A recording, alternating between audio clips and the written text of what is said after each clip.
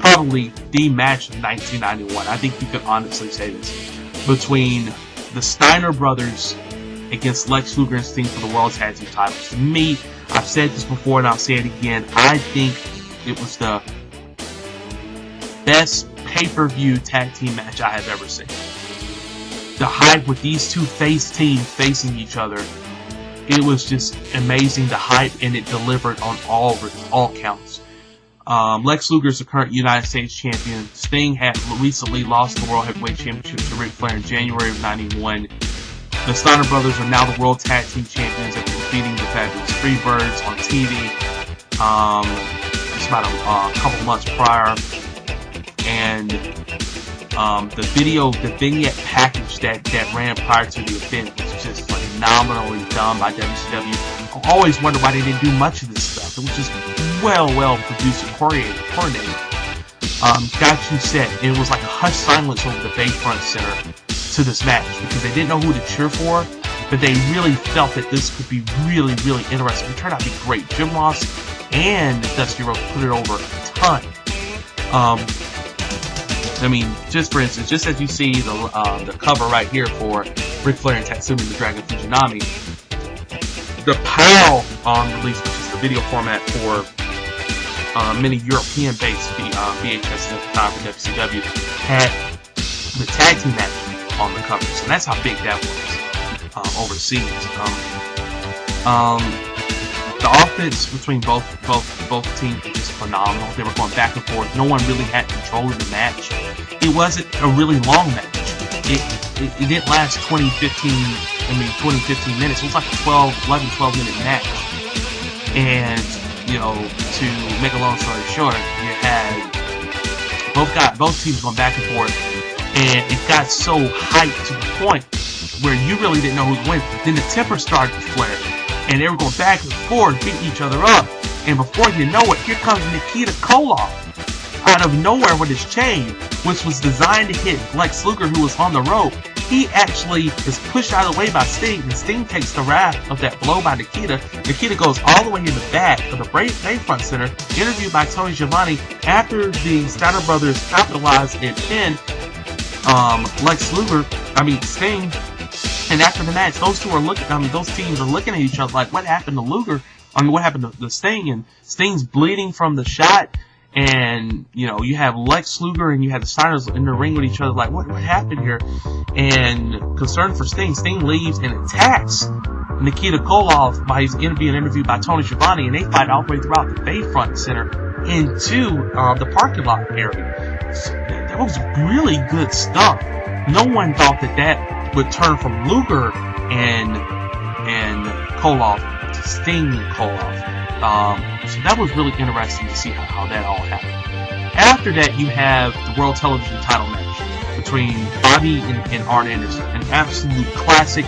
Bobby Eaton comes in as the challenger, trying to show everybody that he can be a top-flight singles wrestler. Everybody knows Bobby is limited with the microphone skills, but honestly, the Bobby, he really never had that much chance to develop those mic skills throughout his career. Jim Cornette always was speaking for him. But it was really awesome to see Bobby in that light, getting a shot by Arn Anderson. They have a well-documented history as Arn Anderson being a good friend of Bobby. Bobby's of him, and they've had the splits and whatnot with the Horsemen and Midnight Express, blah, blah, blah, blah. But this match was awesome. Arn Anderson did a great job of putting him over. Bobby did a great job of putting Arn over. They both put each other over during the match. And at the end of the day, you had Bobby Eaton in a position to lose the match. However, after about a good near 20 minutes, and this match had some legs on it, you had Barry Windham come down to try to interfere in the match, but then all of a sudden, here comes Flying Brian Pillman. They're both bandaged up, and from the blood that they had, and they had, you know, screwed all over the ring at the time during their taped fist match, and Pillman beats the heck out of Barry Windham, and Bobby takes advantage of the situation of there's no interference and executes his Alabama Jam finisher, leg drop off the top rope to Arn. Arn sold it like a champ. It becomes the World Television Champion for the first time in his career and only time in his career. You ask me, Bobby should have had a long run as a champion. Eventually, he'll lose it to Steve Austin, Sonny Steve Austin, less than a month later, on televised program. Craziness by WCW like that. Bobby Eaton, great moment. Nick Patrick refereed the match, did a fantastic job, to give him props too. And that was the end of it. Simple as that. That was the end of it. Bobby Eaton won the television title. Now we have the interview. The match is about to come up between Ric Flair and Tatsumi Dragon Fujinami. Fujinami is interviewed by Tony Schiavone, and he is accompanied by Tatsumi Fujinami is accompanied by his entourage, which includes Hiro Matsuda, who, ironically, nobody really talked about this at the time. I guess they wanted to forget it. He is managed. He used to manage Ric Flair, World Heavyweight Champion. That's not talked about during this. Another missed opportunity by WCW would have added a little more history to the match. Fujinami had his entourage, and he had his fan support too. It wasn't just people from Japan coming over to cheer him. He had actual, people from the Florida area that was cheering for him. I thought it was weird and amazing at the same time. Shouting Fujinami repeatedly. And also, you had Ric Flair come out and decked out in his traditional feathered robe. Mr. Wrestling 2's wife made for him. Just absolutely sparkling, gorgeous. He had a black and a white feather tips and whatnot. Had his Rolex watch that he put on a silver platter, and bite down on it just to make sure, let everybody know it's real. He had his service system. It was just cheesy but really cool, nonetheless, for WCW 1991. Those two had the match for the world title, of course. Fujinami and Flair battled each other in a really good contested match that lasted for about a good, I'd say, about 15 to 20 minutes. It wasn't extremely long. It was almost about a 20-minute match. And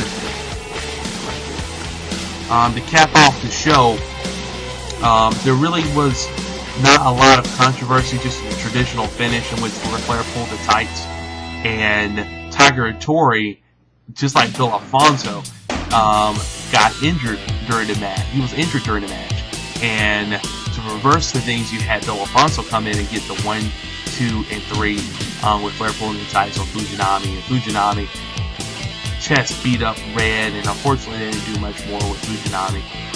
He loses the match, and the show eventually goes off the air with Dusty Rhodes and Jim Ross issuing commentary on all the stuff that happened during the event. It was an action-packed pay-per-view, and I didn't even mention during the original pay-per-view you had Gordon Solie in the Control Center hyping up the Great American Bash Tour, which would occur immediately after SuperBrawl in 91, late May into June, and also into early July. Throughout July of 1991. So it's not like a 2.5 month period. Like a 2-month period, full 2-month period of the Bash Tour, which was, really, really cool. I wish I could have gone to some of that stuff back then, but you never really thought of it as a kid, just like TV shows. But that's SuperBrawl 91 in a nutshell. I try to make this as thorough as it can be, and as succinct as it can be, but still thorough.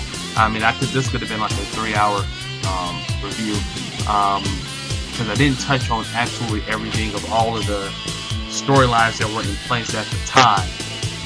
But for the purposes of SuperBrawl 91, Return from the Rising Sun, in a nutshell, I think it was the best pay-per-view in WCW in 1991.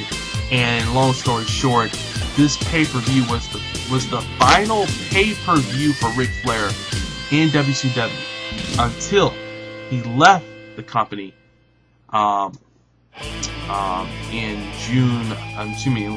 early July, I think July 1st of 1991, because of a major dispute with then Executive Vice President Jim Herd, which has been documented a whole lot in wrestling circles. But thank you very much for tuning in to Super Brawl 91 review on Spec Reviews. If you have an opportunity to see it, get it through tape trading, or pick up the master copy, want to spend some money on that, or go to youtube.com and try to find some things that have been uploaded, it's definitely worth the watch. I definitely recommend that you watch the Sting Lex Luger vs. the Steiners matchup, because that right there is absolutely priceless. You gotta watch it. It was voted the tag team. Excuse me. If I'm not mistaken, I believe it was the match of the year of 1991. So that's saying something.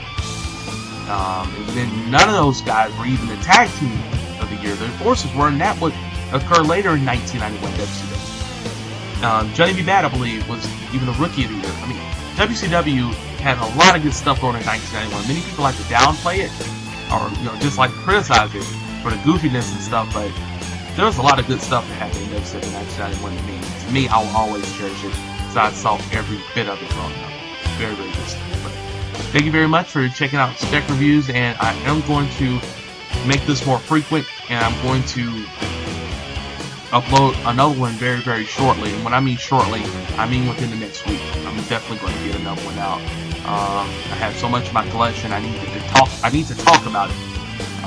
Thank you for listening to it, and I hope you all have a really good day, wherever day this is for you. Spec Son of B-Spec Productions, and also of AllAgeWrestling.com. Thank you very much. This has been the review of Super Brawl 91.